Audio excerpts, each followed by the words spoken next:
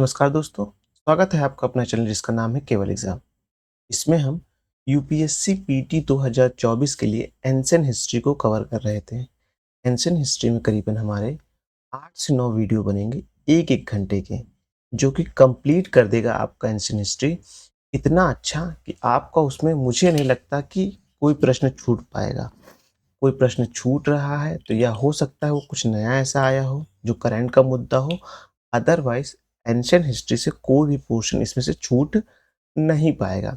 मैंने हर एक वो पोर्शन को इसमें अलग-अलग बुकों से कलेक्ट करके टच किया है, जिससे आप पता कर पाएँगे कि कैसे-कैसे प्रश्न आते हैं और ख़ासकर तो वो प्रश्न जो कॉन्सेप्ट वाले होते हैं और फैक्ट दोनों मैंने इसमें इस पीडीएफ में कवर किया है।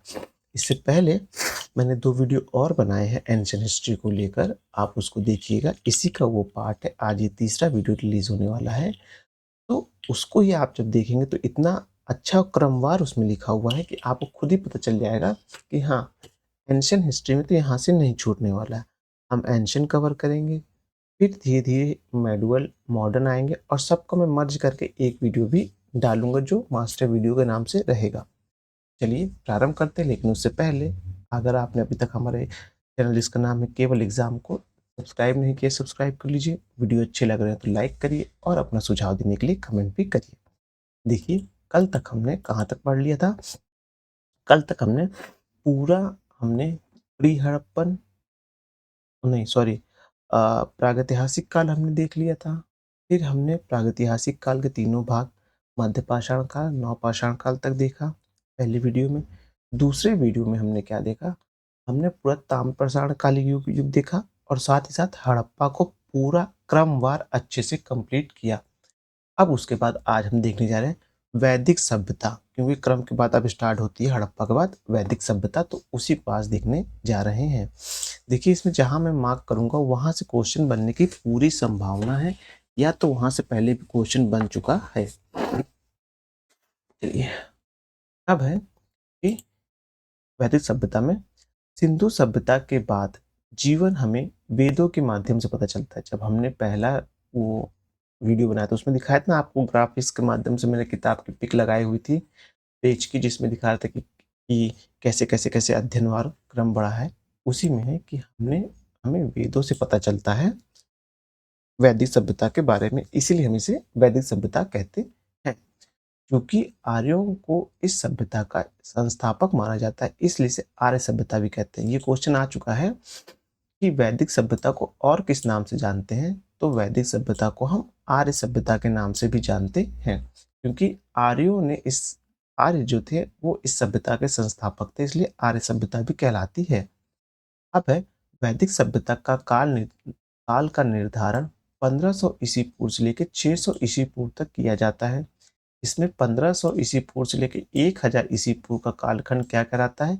ऋग्वैदिक युग कहलाता है, क्योंकि इससे संबंधित जानकारी हमें ऋग्वेद से प्राप्त होती है। चलिए, अब देखिए जो कालखंड है उसको ध्यान रखिए कि 1500 से लेकर 600 ईसा पूर्व तक का कालखंड है वैदिक युग। वैदिक युग में आप देखेंगे जो 1500 से लेकर 1000 काल है वो ऋग्वैदिक युग का है।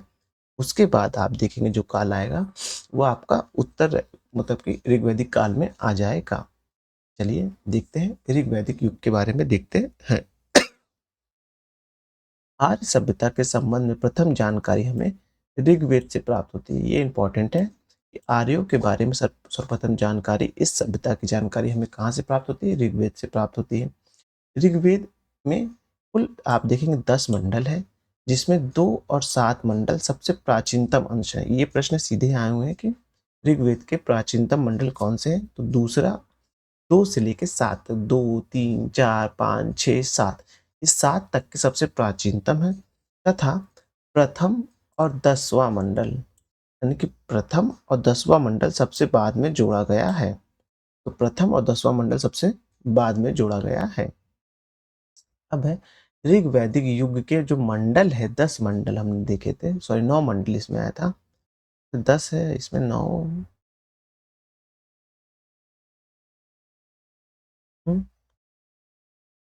चलिए इसको मैं देख लूँगा, लेकिन देख लेते हैं। इम्पोर्टेंट ही दिया हो कुछ, वैसे कि मैंने गलत नहीं इसमें लिखा है। ऋग वैदिक युग के मंडल देख लेते हैं। प्रथम मंडल किसको है? कर्ण इसके रचयिता है। द्वितीय में क्या है? रहसाद भार्गव।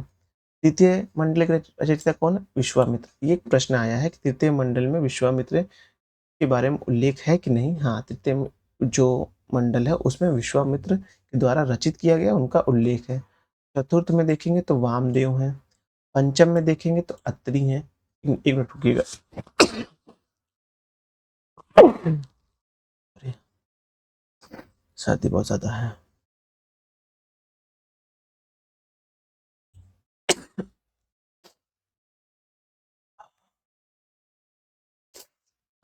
और थोड़ा सा जूम कर लेते हैं।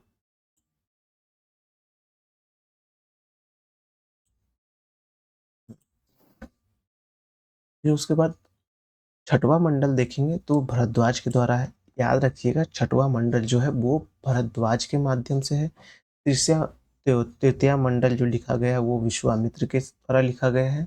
और क्योंकि ये प्रश्न आ चुके हैं इससे पहले, चौथे में है वामदेव, पंचम में देखेंगे अत्रि, छठवें में देखेंगे तो भरद्वाज, सप्तम में देखेंगे तो विशिष्ट है, आठवें में कर्ण एवं अगस्त्य है, अग्नि रस है, नौवें में देखेंगे सोम को समर्पित है। ये ध्यान रखिएगा, पूछा गया ये भी प्रश्न, कौन सा मंडल है जो सोम को समर्पित है? तो वह नवा मंडल है जिसमें सोम को समर्पित किया गया है।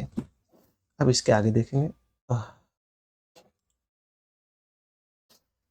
ईरानी भाषा के ग्रंथ अवेस्ता और ऋग्वेद की अनेक बातें समान है। यानी ईरान का एक ये भी प्रश्न है कि वह ईरान का ग्रंथ जो ऋग्वेद के समकालीन था उसका नाम क्या है? तो आया था अवेस्ता। तो याद रखिएगा, ईरान का जो ग्रंथ है अवेस्ता और ऋग्वेद दोनों में काफी समानताएं पाई जाती हैं।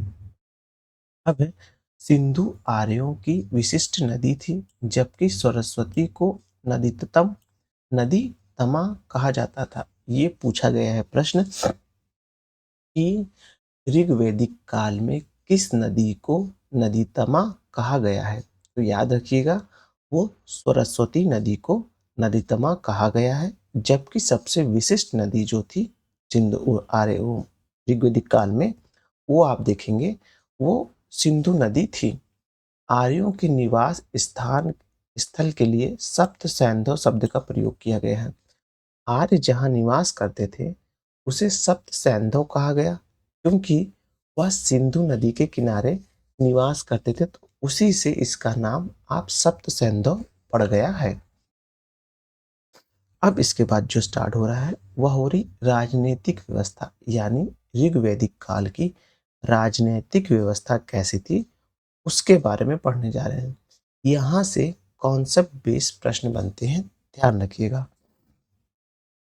आर्य 5 कबीले के रूप में थे जिन्हें जन कहा जाता था, अतः इसका समुदाय पंचजन कहलाता था। यानी कि आर्य जो है कबीले में थे, उनका कबीला कितना था? 5। तो उन 5 कबीलों को मिला के जन कहा जाता था। हाँ, जो कबीले थे प्रत्येक कबीले को क्या बोला जाता था? जन बोला जाता था। और पूरे जब हम कबीले को एक साथ मिला देते तो उसे पंचजन कहा जाता था। एक मिनट रुकिए, मैं पानी पी लूं। अब है, ऋग्वैदिक काल में आर्यों का प्रशासन कबीले के प्रधान के नियंत्रण में था। यानी जो उनका प्रशासन होता था तो वो सभी कबीलों का जो एक प्रधान होता था उसके माध्यम से हुआ करता था। आगे देखेंगे, कबीले के प्रधान को राजन अर्थात राजा कहते थे। जो कबीले का प्रधान था उसे हम क्या कहते थे? राजन कहते थे। और फिर देखेंगे, किंतु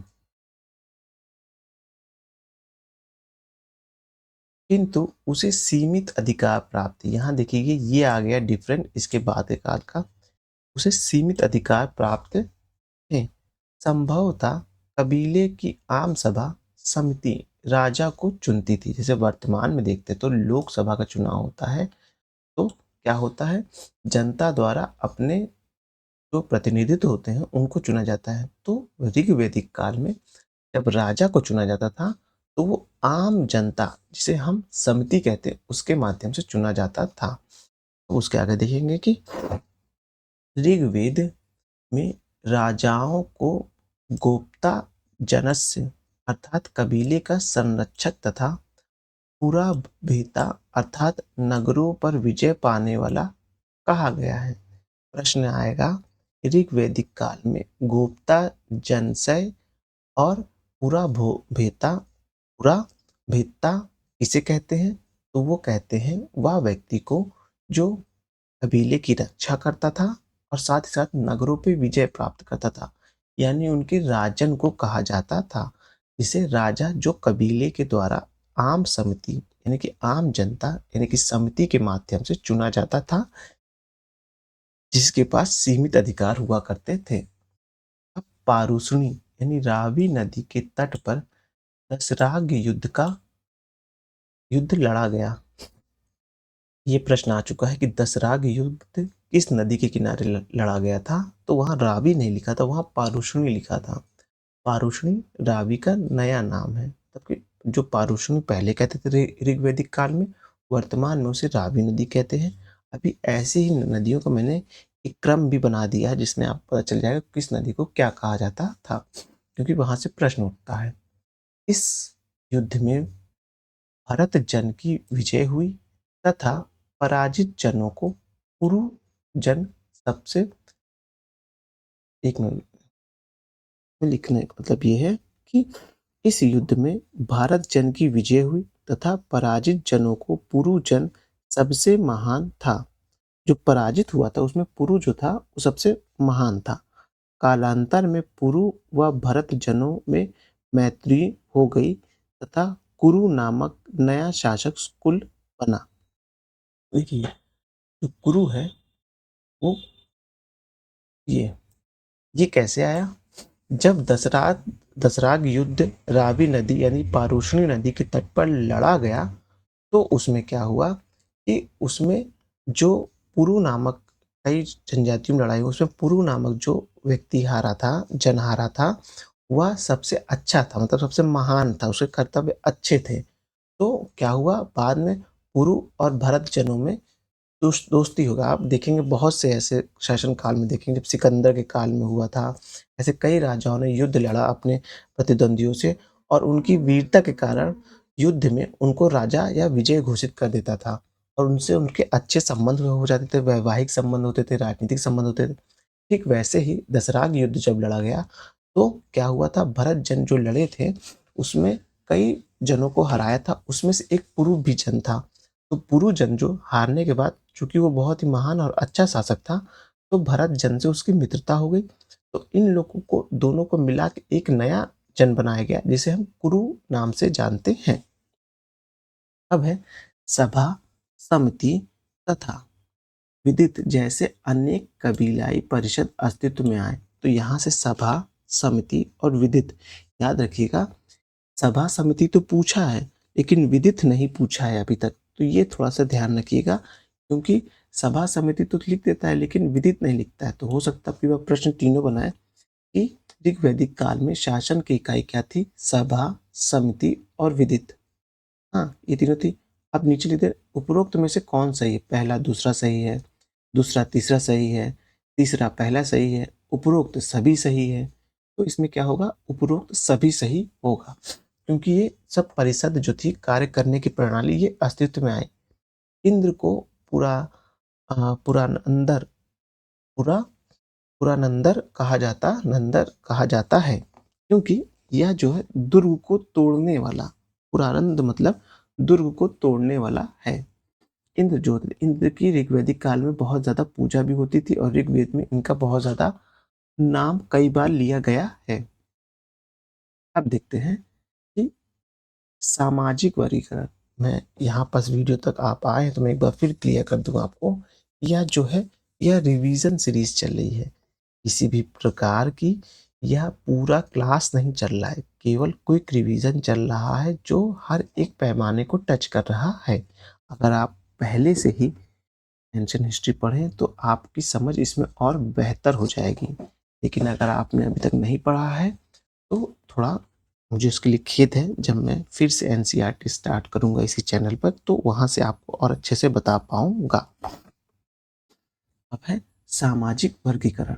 इसको देख लेते हैं कि समाज पितृसत्तात्मक था, किंतु महिलाओं की स्थिति सम्मानजनक थी। देखिए, आप हड़प्पा काल देखेंगे तो वहाँ भी महिलाएं जो मातृ प्रधान समाज था, लेकिन ऋग वैदिक काल में जैसे आएंगे तो वहाँ पितृसत्तात्मक थी, किंतु महिलाओं की स्थिति काफी सम्मानजनक थी। अब यहाँ से जब ऋग्वैदिक काल खत्म होगा, जब उत्तर ऋग्वैदिक काल प्रारंभ होगा, तो आप देखेंगे कि महिलाओं की स्थिति में लगातार गिरावट आएगी। लेकिन ये ध्यान रखिएगा, ऋग्वैदिक काल में जो महिलाओं की स्थिति सम्मानजनक थी। ये प्रश्न जो स्टेटमेंट मैंने बोला ये आ चुका है, तो हो सकता है अब की बार ऐसे बोल दे कि 1300 ईस्वी पूर्व से लेकर 1200 ईस्वी पूर्व के बीच, ईस्वी पूर्व बोलेगा, के बीच महिलाओं की स्थिति काफी दयनीय थी, जो कि गलत आज हो जाएगा। ध्यान रखिएगा, हो सकता हो आपकी बार ऋग्वैदिक काल नाम लेके ऐसे ईयर का नाम ले ले, क्योंकि ये ट्रेंड में अभी तक चल रहा है। मैंने 2-3 साल का जो ट्रेंड देखा है उसमें इस तरह शताब्दियों को लेके चल रहे हैं। अब है स्त्रियां सभा समिति में भाग लेती थी तथा यज्ञों की आहुति भी दे सकती थी। ये याद रखिएगा कि स्त्रियों को सभा समिति में भाग लेने का अधिकार था, साथ ही साथ वो यज्ञ भी कर सकती थी। नियोग प्रथा तथा विधवा विवाह का प्रचलन था, किंतु बाल विवाह का प्रचलन नहीं था।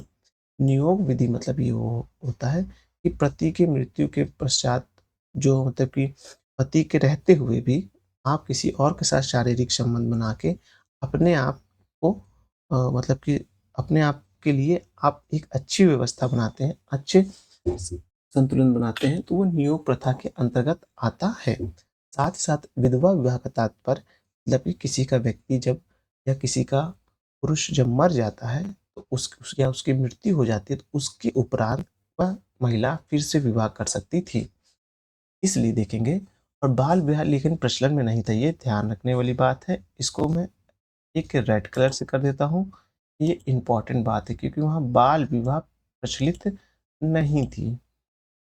क्वेश्चन लिखिएगा कि ऋग वैदिक काल में बाल विवाह प्रचलित थी, जो कि गलत हो जाएगा।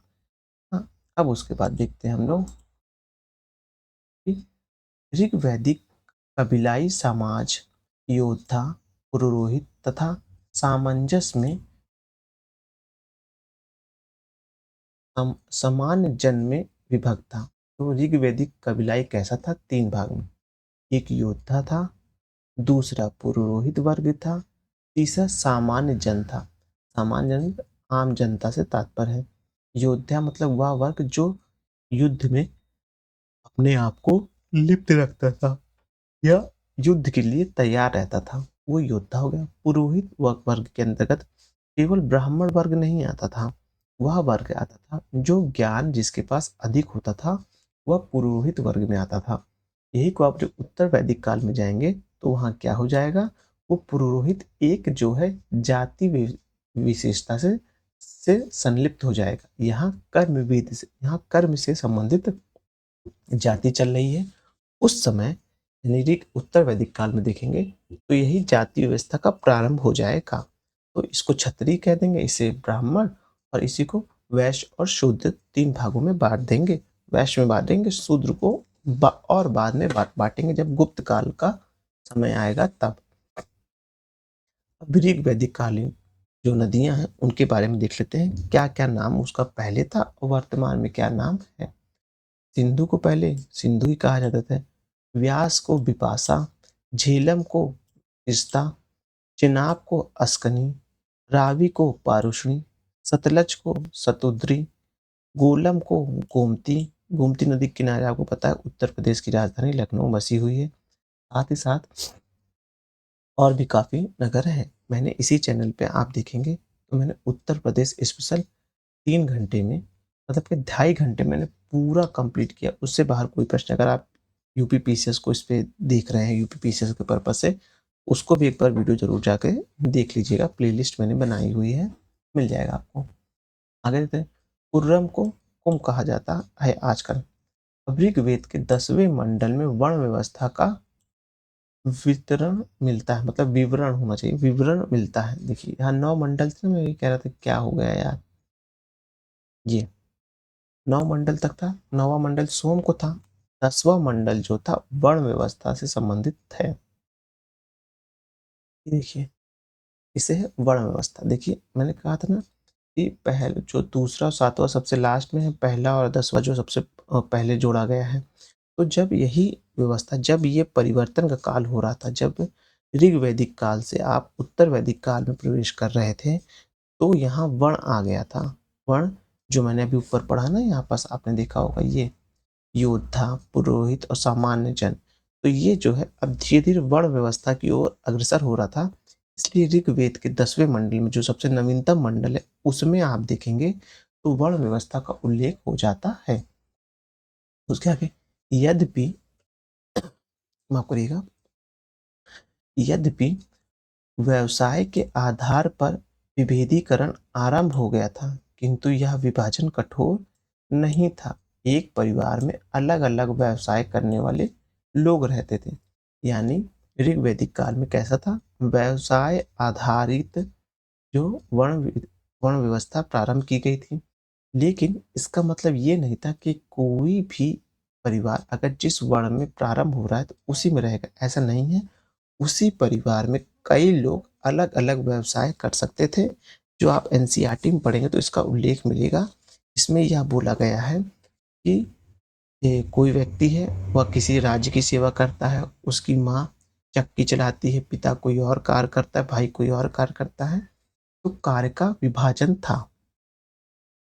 अब है ऋग्वेद में लोपामुद्रा, घोषा, अपाला, विश्ववारा जैसी विशुद्धि स्त्रियों का उल्लेख है। किसका किसका? लोपामुद्रा, घोषा, अपाला एवं विश्ववारा। विश्ववारा का उल्लेख है। देखिए लोपामुद्रा, घोषा और अपाला ये तो आपने पढ़े होंगे, लेकिन एक और नाम पढ़ लीजिए। विश्ववारा जो है, विदुषी मतलब वो होता है जो ज्ञानी महिलाएं होती हैं, उन्हें विदुषी कहा जाता है। अब आ गया है ऋग्वैदिक काल का आर्थिक क्रियाकलाप क्या था, उसके बारे में हम देखने जा रहे हैं। अब है इसमें कि ऋग्वैदिक कालीन आर्यों की अर्थव्यवस्था का मुख्य आधार क्या था? पशुचरण था। इससे पहले जब आप हड़प्पा देखेंगे तो वह कैसा था? नगरीय व्यवस्था था। उससे पहले ताम्र पाषाण कालिक युग देखेंगे तो वह कैसा था? वो ग्रामीण कालीन अर्थव्यवस्था पर आधारित था। उसमें वो ग्रामीण था। अब ये अब आएँगे ऋग्वैदिक काल में, तो ये कैसा था? पशुचरण आधारित अर्थव्यवस्था थी। गाय सबसे उत्तम धन माना जाता था। इसे अघन्य कहा गया है। प्रश्न आया है, अघन्य ऋग्वैदिक काल में अघन्य शब्द किसके लिए उपयोग होता था? तो वह गायों के लिए होता था। पुरोहित को दान में अधिकांशतः गाय और दासियाँ दी जाती थीं। उस काल में जब आप देखेंगे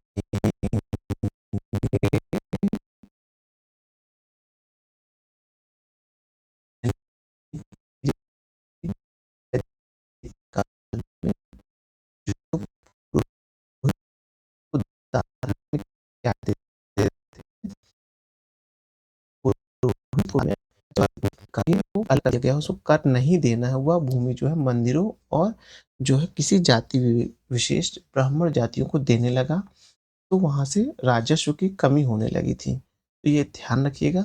लेकिन जब ऋग्वैदिक काल में आप आएँगे तो अधिकांशतः जो पुरोहित को दान में दिया जाता था, वह गाय एवं दासियाँ होती थीं। भूमि अनुदान की परंपरा नहीं थी। यही मैं बता रहा था, भूमि अनुदान की परंपरा आप देखेंगे तो वह आपको गुप्त काल से प्रारंभ, मतलब गुप्त काल में अपने चरमोत्कर्ष पे देखने को मिलेगी। एक मिनट पानी पी लूं।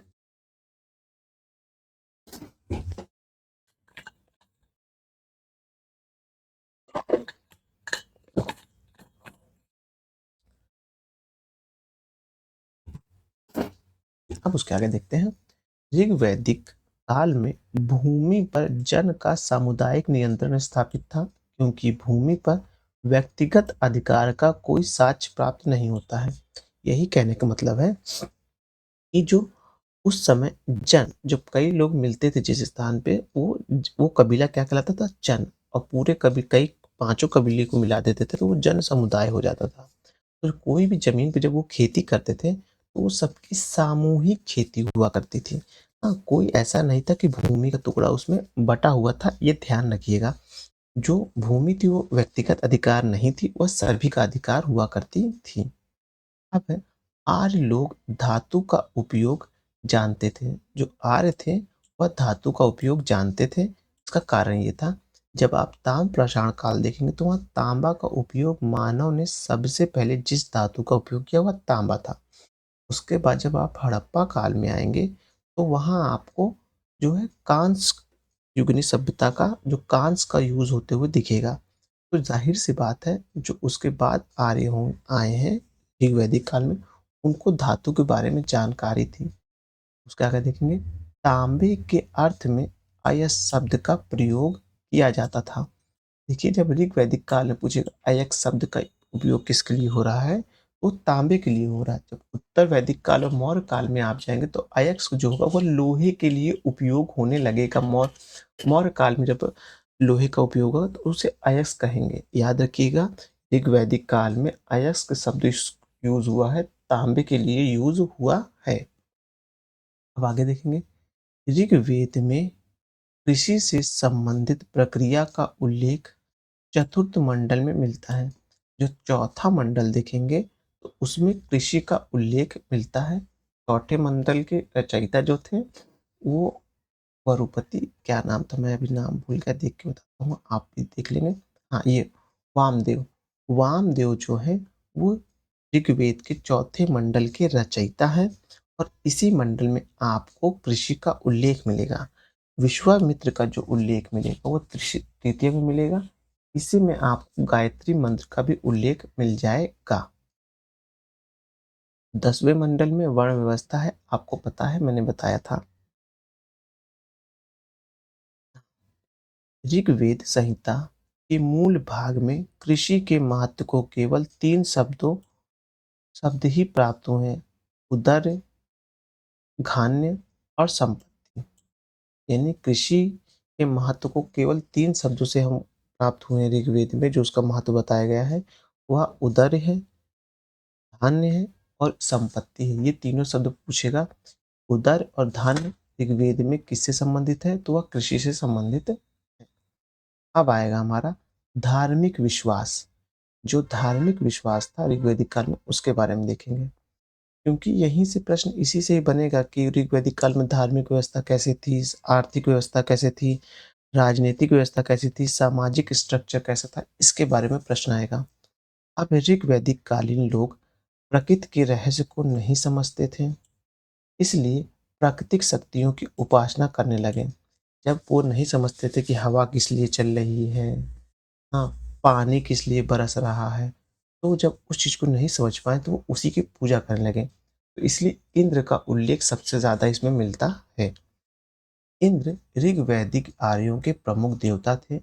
इंद्र का सर्वाधिक 250 बार सूक्त है, मतलब 250 बार उनके बारे में सूक्त है और इन्हें वर्षा का देवता माना जाता है। तो इंद्र को वर्षा का देवता कब से माना जा रहा है? ऋग्वैदिक काल से माना जा रहा है। अग्नि का दूसरा स्थान था तथा इस पर 200 सूक्त हैं। यानी अग्नि जो है, अग्नि को तो आप देखेंगे, वो अग्नि के लिए वहाँ यहाँ जो टाइपिंग अग्र आ गया वो अग्नि है, ध्यान रखिएगा। अग्नि सबसे ज़्यादा आप देखेंगे कि इंद्र को 250 सूक्त हैं और अग्नि के लिए 200 सूक्त हैं, क्योंकि जंगलों में आग लगती होगी तो ये सोचते होंगे देवताओं का यह प्रकोप है। ध्यान रखिएगा कि उस वक़्त जो है, इसमें मैंने ऊपर जो लिखा है कि वो प्राकृतिक शक्तियों को नहीं समझ पाए, इसलिए उनकी पूजा करने लगे। तो देखेंगे, खुद ही आप देखेंगे कि बरसात तो होती ही थी उस दौरान, अभी भी होती है। लोग इंद्र की पूजा करते थे क्योंकि उस दौरान कृषि की जो कृषि क्षेत्र होता था, जब फसलें होती थी उसकी समृद्धि होती थी, तो इसलिए वो इंद्र की सबसे ज़्यादा पूजा करते थे।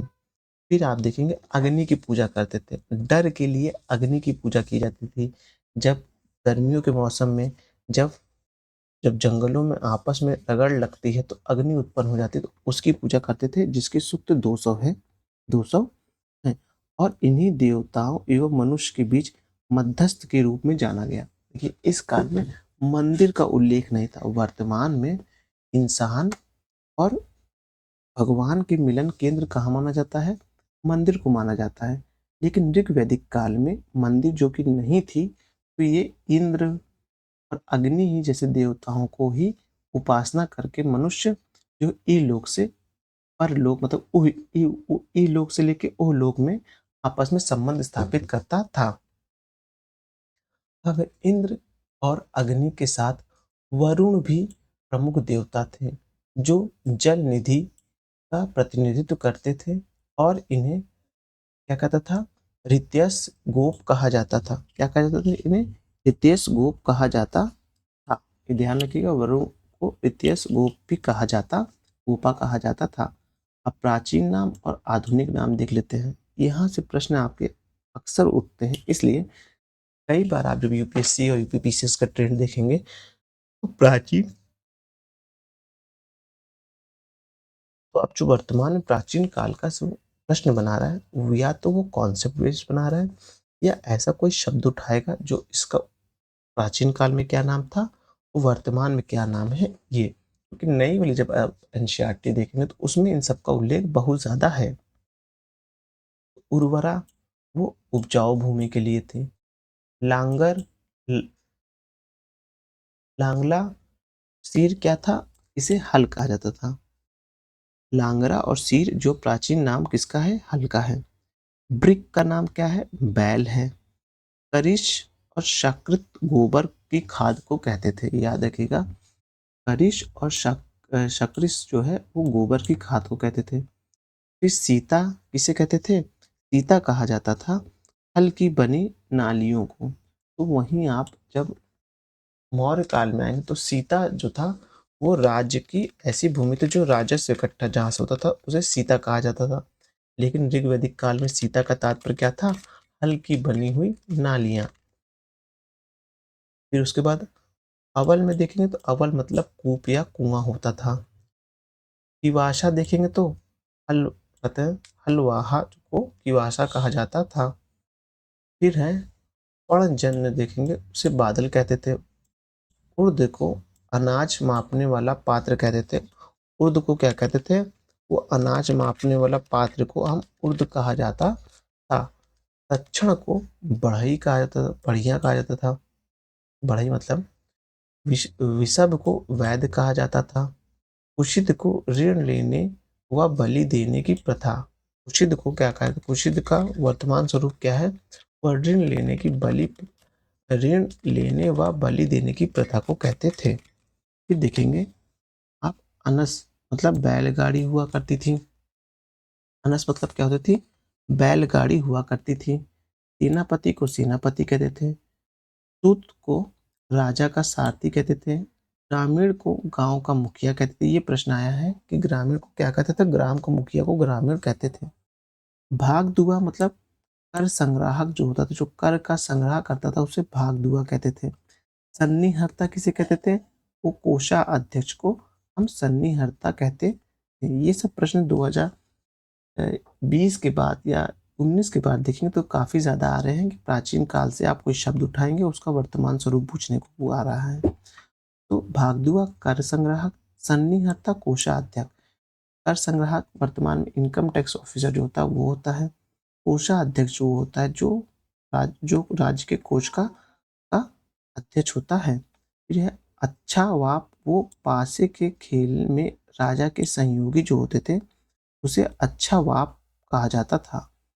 उसके बाद छता को प्रतिहारी प्रतिहारी कहा जाता था। उसके बाद देखेंगे तो हम्म, हम्म,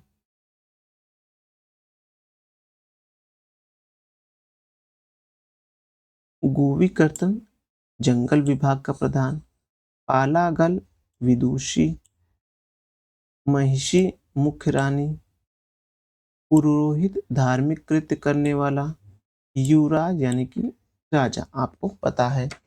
हाँ, ये सब जो नाम मैंने बोले हैं उसको एक बार फिर से मैं रिपीट कर रहा हूँ, आप ध्यान से देख लीजिए क्योंकि प्रश्न यहाँ से बनने तय हैं, तभी मैंने इतने ढेर सारे नामों को एक जगह इकट्ठा किया है। अब है कि उर्वरा वो उपजाऊ भूमि को, लांगर सिर हल को कहते थे, वृषभ वृक बैल को कहते थे, करिश और शक्रा सकृत किसे कहते थे, गोबर की खाद को कहते थे। फिर सीता क्या कहते थे, हल की बनी नाली को कहते थे। अवल कूप यानी कुआं को, पिवासा हलवा हलवाहा, अपणजन बादल, उदर अनाज मापने वाला पात्र, तक्षण बढ़ई, विषज जो है वैद्य को, उचित ऋण लेने वाले बलि देने वाली प्रथा को, अनस बैलगाड़ी को, सेनापति सेनानी सेनापति कहते थे, सूत राजा का सारथी हुआ करता था, ग्रामीण गांव का मुखिया हुआ करता था, भागदुआ जो कर संग्रह हुआ करता था, संगी हर्ता कोषाध्यक्ष हुआ करता था, पच्छावाप जो है पासे खेलने में राजा का सहयोगी हुआ करता था, छता वो प्रतिहारी हुआ करता था, गोवी कर्तन जंगल विभाग से संबंधित था। फिर है पाला गल वो विदूषक हुआ करता था, महिषी जो थी वो मुख्य रानी को कहा करता था, पुरोहित धार्मिक कृत्य करने वाला, युवराज राजा हुआ करता था। ये खत्म हुआ हमारा ऋग्वेद के सारे पोर्शन ऋग्वैदिक काल के खत्म हो गए हैं। अब उसके बाद हम देखने जा रहे हैं उत्तर वैदिक काल को देखने जा रहे हैं।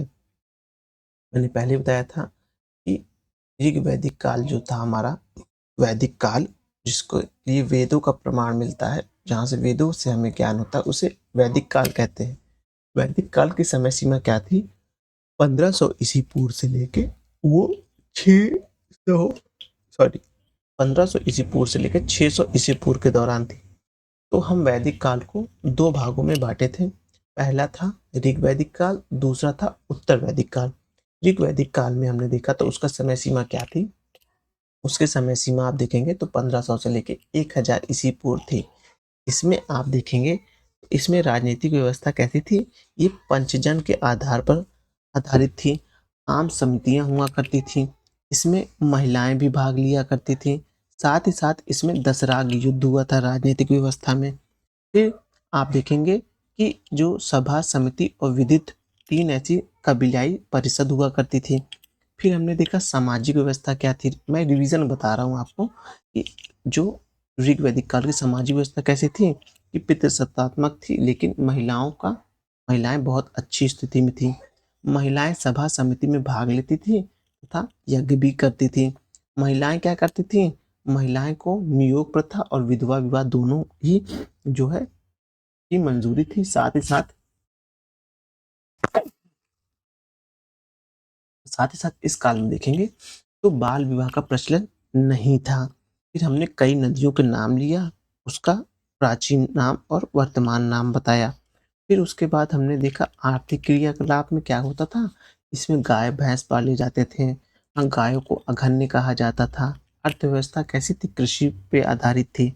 नहीं सॉरी, अर्थव्यवस्था पशुचारण पर आधारित थी।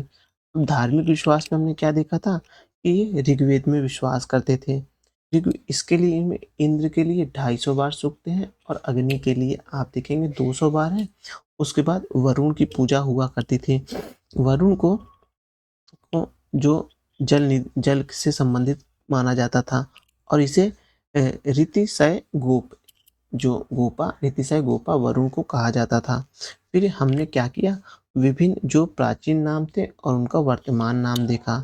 जैसे कि हमने देखा उर्वरा के लिए उपज भूमि, लंगार व सीर के लिए हल देखा, वृक के लिए बैल देखा, कृषि या शिकृत के लिए क्या हमने देखा, गोबर का खाद देखा।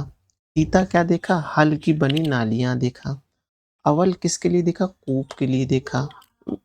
विभाषा देखा तो हमने देखा कि वो हल वाहा है। पर्जन्य देखा तो बादल है। उसके बाद हमने देखा उदर जो है वो अनाज मापने का यंत्र है, तराजू को उदर कहा गया। फिर तक्षण देखा तो बढ़ई के लिए, विसर्ज देखा बैल के लिए, कुशीत देखा तो ऋण लेने व बलि देने की प्रथा को, अनस देखा तो बैल को, सेनानी को देखा सेनापति को, सूत यानी राजा का सारथी, ग्रामीण यानी ग्राम का मुखिया, भागदुआ यानी कर संग्रह, फिर सीता संग्रहर्ता मतलब कि कोषाध्यक्ष, फिर कच्छा वाप पासे के खेल में राजा के सहयोगी था। छत्ता था, छता हुआ था, वो था प्रतिहारी था। फिर गोवी कर्तन वो था, जंगल का विभाग था। फिर पालागल वो क्या था, विशुदस्क था। महिषी मुख्य रानी के लिए, पुरोहित धार्मिक कार्यों के लिए, और राजा को युवराज को आज वर्तमान रूप में राजकुमार कहते हैं। तो हमने ये सब देख लिया है, हमने रिवीजन आपका करा दिया 5-2 मिनट में। उसके बाद हम देखने जा रहे हैं उत्तर वैदिक काल को। यूपीएससी या किसी भी परीक्षा को पास करने का मूल मंत्र यही है, रिवीजन आप कितना ज़्यादा कर रहे हैं। अब आ रहा है उत्तर वैदिक काल हमारा। अब इसको देख लें क्या है। देखिए, एक टॉपिक खत्म करने में कम से कम 30 मिनट लग रहे हैं। इतने अच्छे से छोटे लेवल पे लिखने के बावजूद, पीडीएफ बनाने के बावजूद भी इतने ज़्यादा समय लग रहा है, क्योंकि पहली बार है। मैं बहुत स्लो पढ़ा भी रहा हूँ धीरे धीरे। आप इसको 1.2 की स्पीड से लगा के देख लेंगे तो सही रहेगा। उसके बाद 2-3 बार आप खुद पढ़ लेंगे तो हो जाएगा। अब है 1000 ईस्वी पूर्व से 600 ईस्वी पूर्व के मध्य उत्तर वैदिक काल। उत्तर वैदिक काल से संबंधित जानकारी हमें सामवेद, यजुर्वेद, अथर्ववेद, ब्राह्मण ग्रंथ, अरण्यक और उपनिषद से प्राप्त होती है। इस काल में आर्यजन पंजाब से आगे गंगा यमुना दोआब के अंतर्गत संपूर्ण पश्चिमी उत्तर प्रदेश में फैल गए थे। हाँ, मतलब कि उत्तर वैदिक काल में आप उत्तर प्रदेश तक के स्थान में आ जाएंगे। उत्तर वैदिक काल के अंत तक आर्य कौशल, विदेह और अंग से परिचय हो गए थे। ये विभिन्न जो आप देखेंगे जनपद थे, उनसे ये परिचित हो गए थे। राजनीतिक स्वरूप कैसा था इस व्यवस्था का, इसमें देखेंगे कि राजत्व की अवधारणा आई तथा सभा और समिति जैसी परिषदें अधिकार विहीन हो गई। जो सभा और समिति मिलके जो राजा का चयन करती थी, उनके अधिकार में कमी आ गई। अब देखेंगे राजा के आकार में वृद्धि से राजा शक्तिशाली हो गया तथा वह शक्ति के द्वारा कर वसूलने लगा। यानी कि जो राजा की कर वसूल की प्रणाली यहाँ से प्रारंभ हो गई। पहले ऋग्वैदिक काल में क्या था कि स्वयं से लोग राजा को कुछ भाग दिया करते थे। यहाँ पर राजा की शक्ति बढ़ने लगी तो वह जो है स्वयं से कर वसूलने लगा। कर्म कांड और विधानों में राजा और प्रभावी बन गया। राजसूय यज्ञ, अश्वमेध यज्ञ, वाजपेयी यज्ञ के माध्यम से राजाओं की शक्ति की महिमा मंडा होने लगी। तो आप मुझे कमेंट करके तीनों यज्ञों में अंतर बताइएगा, राजसूय यज्ञ, अश्वमेध यज्ञ और वाजपेयी यज्ञ के बारे में बताइएगा। हाँ, अश्वमेध जी को राजा बड़े बड़े यज्ञ कराने लगा तो छोटी महिमा मंडन का मतलब ये होता है कि किसी चीज़ को बढ़ा चढ़ा के बताने लगे। हाँ, उसके बाद इस युग में औपचारिक ढंग से जो औपचारिक ढंग से करों का संग्रह होने लगा तथा इसके संग्रह व संचालन के लिए संग्रहित नामक अधिकारी नियुक्त किया। जिसे हमने ऊपर पढ़ा था ना अभी, संग्रहिता जो कोषाध्यक्ष हुआ करता था। हाँ, उसके बारे में ये जो है अब अवैधानिक पद में धीरे धीरे धीरे आने लगा।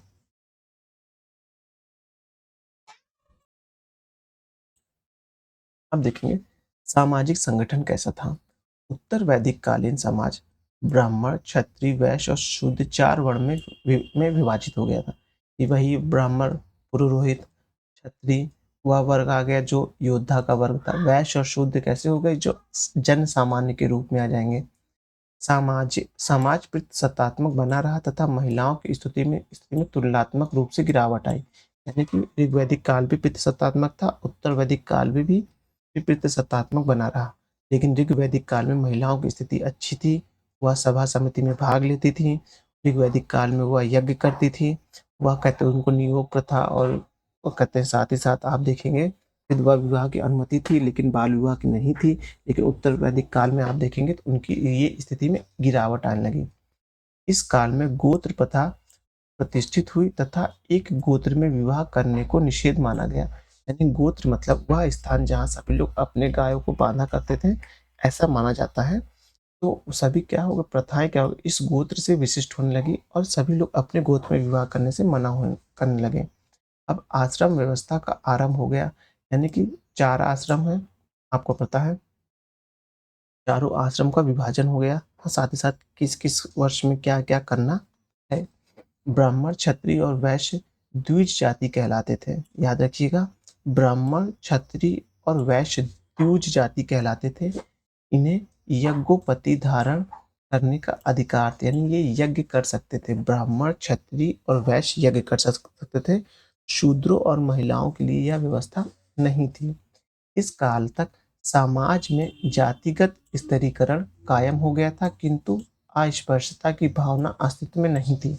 ये बहुत इंपॉर्टेंट लाइन है, प्रश्न पूछ लेगा, क्योंकि इस तरह के जब उत्तर वैदिक काल की विशेषताएं देगा समाज में, जिसमें आपको लगेगा तो अस्पृश्यता तो आ ही गई है कि नहीं, अस्पृश्यता अभी तक नहीं आई थी।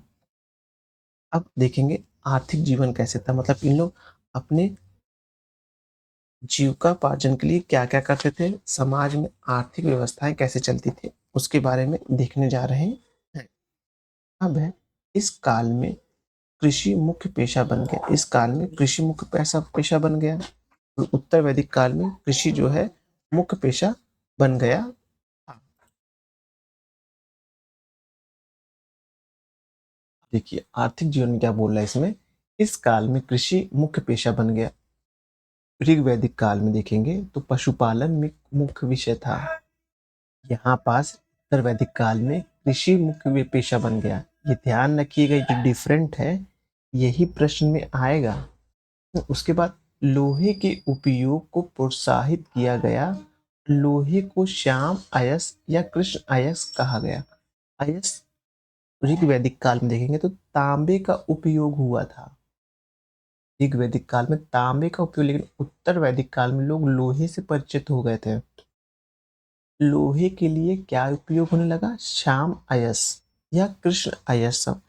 जो कृष्ण जी देखिए सामने तो उन्हें श्याम कहा जाता है, उसी का नाम हो गया श्याम अयस्क या कृष्ण अयस्क, क्योंकि लोहे का कलर जो ब्राउन होता है, हाँ, तो वो सांवला होता है, तो इसीलिए लोहे को श्याम अयस्क कहने लगे। और अयस्क किसे कहने लगे, अयस्क तांबे को कहने लगे। ये डिफरेंट याद रखिएगा। उसके बाद है कि शतपथ ब्राह्मण में कृषि संबंधित कर्मकांडों एवं अनुष्ठानों का वर्णन मिलता है। तो शतपथ ब्राह्मण में किसका वर्णन मिलता है, कृषि एवं कर्मकांडों का और एवं अनुष्ठानों का वर्णन मिलता है।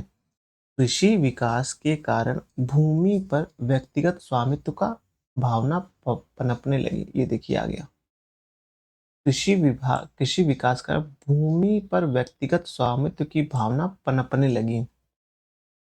वहीं आप ऋग वैदिक काल में देखेंगे तो सामूहिक कृषि करते थे लोग। हाँ, कृषि किसी विशेष व्यक्ति की नहीं, वो जन की हुआ करती थी। लेकिन उत्तर वैदिक काल में क्या होने लगा, जब कृषि में उत्तम होने लगी, कृषि में बढ़ावा होने लगा, तो क्या होने लगा, कृषि के विकास के कारण वहाँ व्यक्तिगत स्वामित्व की भावना आने लगी। उसके बाद देखेंगे वैदिक लोग जौ के साथ साथ गेहूं चावल भी उपजाने लगे। चावल को व्रीहि कहा जाता है, ये इंपॉर्टेंट पूछेगा। चावल को उत्तर वैदिक काल में क्या कहते थे, व्रीहि कहते थे। लोग जौ के साथ गेहूं और चावल भी उपजाने लगे। इस काल में देखिए चावल, देखिए ऋग वैदिक काल में क्या थे, वो जो लोग रहते थे वो सिंधु नदी के किनारे हुआ करते थे। फिर उत्तर वैदिक काल में वो सिंधु नदी किनारे से निकल निकल के ये पंजाब, जहाँ 5 नदियों का मेल होता है उसे पंजाब कहते हैं। फिर उत्तर प्रदेश के पश्चिम तक आ गए, यानी कि वही एरिया जहाँ पास आप देखेंगे वर्तमान में भी गेहूँ चावल सबसे ज़्यादा होता है, क्योंकि वहाँ पानी की अधिकता है। इस कारण से और भूमि बहुत उपजाऊ है।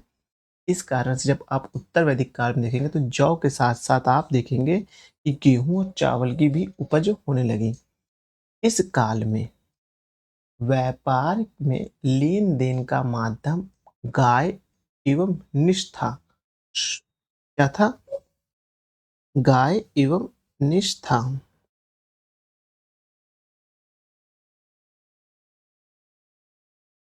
इसको एक बार समझिए आप क्या था। जब व्यापार हुआ करता तो व्यापार के लिए मुद्रा तो थी नहीं। व्यापार के लेन-देन के माध्यम में क्या हो गया? गाय, गाय को ऋग्वैदिक काल में अघन्य कहा गया था और सबसे उत्तम वस्तु बोला गया था। तो गाय और सोना, सोना को निष कहा जाता था, आप जानते हैं। इसी निष के नाम से जो है वो क्या हो गया? तनिष्क, जो आप देखेंगे टाटा समूह का जो सोने का व्यापार करने वाली जो इकाई है, उसे तनिष्क कहा जाता है। ता आगे जोड़ दिया गया, यानी टाटा का ता जोड़ा गया और निस मतलब सोना। उत्तर वैदिक काल की बात देखा जाए तो। हाँ, तो यहाँ सोना जो है निश के लिए प्रयोग होने लगा। पशुपालन अब द्वितीय पेशा बन गया। जब ऋग वैदिक काल में पशुपालन पहला पेशा था और कृषि दूसरा पेशा था, वहीं उत्तर वैदिक काल में उल्टा हो गया। उत्तर वैदिक काल में कृषि जो है वो प्रथम पेशा बन गया और द्वितीय पेशा में आप पशुपालन देखेंगे। यद्यपि कृषि मुख्य पेशा था, किंतु शिल्पों का भी पर्याप्त विकास हो गया। चित्रित धूषण मित्रभान इस युग की मुख्य विशेषता है। तब कृषि तो इसका था ही, लेकिन लोग अपनी आर्थिक जीविका के लिए मृदभांड बनाने लगे। तो मृदभांड जो था उत्तर वैदिक काल की एक प्रमुख विशेषता बन गई थी। उसके बाद देखें, यद्यपि कुछ मुख्य पेशे था, किंतु शिल्पकारों का भी विकास हुआ और चित्रभूषण ये मृदभांड बनने लगे। उसके बाद देखेंगे निशतमान,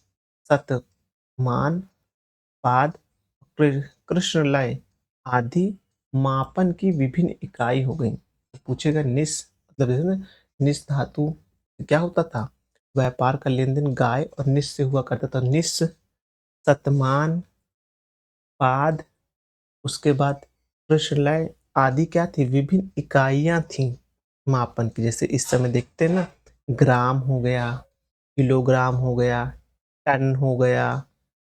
इस तरह की निश, शतमान, पाद, कृष्णलाय आदि क्या थी, विभिन्न मापन इकाई थी। पूछेगा सीधा ऐसे प्रश्न कि चार नाम देगा, ये पूछेगा ये क्या है, कृष्णलाय क्या है, तो ये जो है मापन इकाई है ऋग उत्तर वैदिक काल की। अब हम देखने जा रहे हैं कि धार्मिक जीवन कैसा था, ऋग वैदिक काल का धार्मिक जीवन कैसा था। ऋग्वेद ऋग्वैदिक देवता इंद्र का महत्व घटा तथा प्रजापति मुख्य देवता के रूप में प्रतिष्ठित हुए। पशुओं के देवता के रूप में रुद्र के महत्व प्राप्त हुआ। इसको समझिए, ऋग्वैदिक काल में आप देखेंगे तो इंद्र का महत्व बहुत ज़्यादा था। हमने आपको बताया ना, वो प्रकृति की को समझ नहीं पाए तो वो प्रकृति की पूजा करने लगे। तो ऋग्वैदिक काल में आप देखेंगे तो इंद्र का महत्व बढ़ बहुत ज़्यादा था। ऋग्वेद में इंद्र को 250 सूक्तियाँ दी गई, लेकिन उत्तर वैदिक काल में क्या हो गया, जो इंद्र थे उनकी प्रभुता कम हुई और प्रजापति इंद्र का स्थान ले लिए तथा पशुओं के देवता को रुद्र के रूप में महत्व दिया जाने लगा। वैदिक काल के अंतिम दौर में लगभग 600 ईसा पूर्व में यज्ञ और कर्मकांडों और पुरोहित तीव्र वृद्धि प्रक्रिया हुई। मतलब कि वैदिक काल का जब अंत आप देखेंगे, वैदिक काल को आप 1500 से 600 ईस्वी पूर्व में देखेंगे, तो वहीं जब उत्तर वैदिक काल आप 1000 से लेकर 600 ईस्वी पूर्व देखेंगे, तो जब उत्तर वैदिक काल खत्म होने लगा, यानी कि वैदिक काल जब खत्म होने लगा, इस दौरान यज्ञ, कर्मकांड और जो पुरोहित का वर्चस्व काफी बढ़ने लगा। तो इसी को काउंटर करने के लिए आप जैन धर्म और बौद्ध धर्म का उदय देखेंगे। अभी आगे जब हम पढ़ेंगे तो उसको बताएंगे। इसी का उदय होने लगा। इसके बाद देखेंगे, इस प्रकार उपनिषदों का संकलन हुआ जिसे कर्मकांड की निंदा की गई। इसी काल में आप देखेंगे तो उपनिषद जो थे, उपनिषद मतलब वो होता है जो गुरु के समीप बैठ के ज्ञान लेते हैं।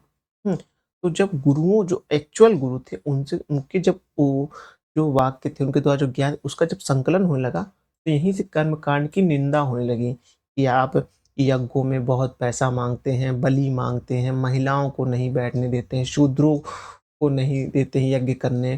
फिर इस तरह के जो कर्मकांड थे इनकी जो है निंदा होने लगी। साथ ही सम्यक विश्वास और ज्ञान पर बल दिया गया और ब्रह्म को एकमात्र सत्ता स्वीकार किया गया। यही उत्तर वैदिक काल है जहाँ सम्यक ज्ञान, सम्यक विश्वास को बल दिया लगा। यही सम्यक ज्ञान, सम्यक यही सब आपको जैन धर्म और बौद्ध धर्म देखने को मिलेंगे, क्योंकि जैन धर्म बौद्ध धर्म जो आए थे वो इसी कर्मकांड उत्तर वैदिक काल के जो कर्मकांड थे उसको काउंटर करने के लिए लाया गया था।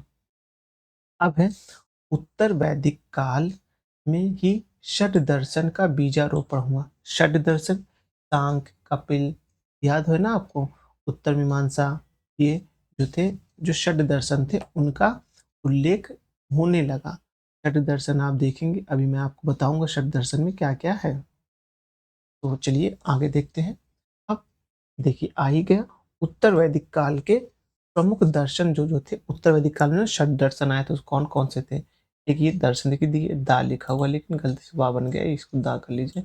दर्शन और प्रतिपादक क्या-क्या हैं देख लेते हैं। चारवाक दर्शन के चारवाक प्रतिपादक है। चारवाक दर्शन का एक और रूप है जिसे हम कहते हैं लोकायत। लोकायत जो है वो चारवाक का ही है। सांख्य के कौन है? कपिल। सांख्य दर्शन के जो प्रतिपादक कौन थे? कपिल थे। फिर योग के पतंजलि थे। बाबा रामदेव मत टिक करिएगा। किसी उत्तर प्रदेश कर्मचारी आयोग में एक प्रश्न आया था इस समय जिसमें उसमें पूछा गया था कि पतंजलि के संस्थापक कौन थे? मतलब कि योग धर्म के योग दर्शन के संस्थापक कौन थे? उसमें पहला ही ऑप्शन था वो बाबा रामदेव। बहुत बच्चों ने उसको टिक भी किया था। तो याद रखिएगा, योग जो है, योग एक दर्शन है जिसके प्रतिपादक थे पतंजलि जी थे। न्याय गौतम, पूर्व मीमांसा आप जैमिनी, उत्तर मीमांसा बदारायण, वैशेषिक कणद या उल्लुक थे। ये ध्यान रखिएगा। मैं आपको बता रहा हूँ क्वेश्चन किन से फ्रेम हुआ है अब तक। चारवाक और से क्वेश्चन सभी से फ्रेम हुए हैं, लेकिन जो नहीं आता कि 4 ऑप्शन इधर दे दिए, 4 ऑप्शन इधर दे दिए, मैच कराइए। उसमें आया है सांख्य जो कपिल का है, फिर योग आया है, फिर न्याय आया है, या फिर उसके बाद पूर्व मीमांसा या उत्तर मीमांसा, दो में से एक पूछेगा और वैशेषिक पूछेगा। तो पूर्व मीमांसा का जैमिनी है, उत्तर मीमांसा का आप बद्रायण देखेंगे और वैशेषिक का आप कणाद या उन्मूलक देखेंगे। इस प्रकार से जो उत्तर वैदिक काल में षड दर्शन आया था उसको हमने देख लिया। षड दर्शन में जो चारवाक को अलग कर देंगे तो षड दर्शन ही बचते हैं। अब उसके आगे देखते हैं। अब 6ठी शताब्दी ईसा पूर्व एक धार्मिक आंदोलन को देखते हैं। इसको हम जो अभी देखते समय कितना हो रहा है, लगभग 1 घंटे का वीडियो बनने वाला है। इसको यहीं रोकेंगे। अगले वीडियो में हम प्रारंभ करेंगे जैन धर्म और बौद्ध धर्म को समाप्त करने का प्रयास करेंगे। चलिए वीडियो यहीं समाप्त करते हैं, लेकिन ध्यान रखिए अच्छे से पढ़िए, इसको स्पीड 2 में लगा के पढ़िए या 1.5 में लगा के पढ़िए, लेकिन इसको 1-2 बार रिवीजन करिए। जो पॉइंट आपसे मिस हो रहे हैं, जो मेरे बताने और उल्लेख में सही लग रहे हैं कि हाँ ये चीज़ ऐसे प्रश्न बन सकता है, खुद से जब आप देखेंगे उस प्रश्न को नोट कर लीजिए, उस तरह के पैरा को उसको रिवीजन कर लीजिए और आपका एंशिएंट हिस्ट्री धीरे-धीरे ऐसे करके समाप्त हो जाएगा। ज़्यादा नहीं, अभी मेरा ये तीसरा वीडियो है एंशिएंट हिस्ट्री का। हम 7-8 वीडियो में एंशिएंट हिस्ट्री को समाप्त कर देंगे। तो चलिए वीडियो यहीं समाप्त करते हैं। धन्यवाद।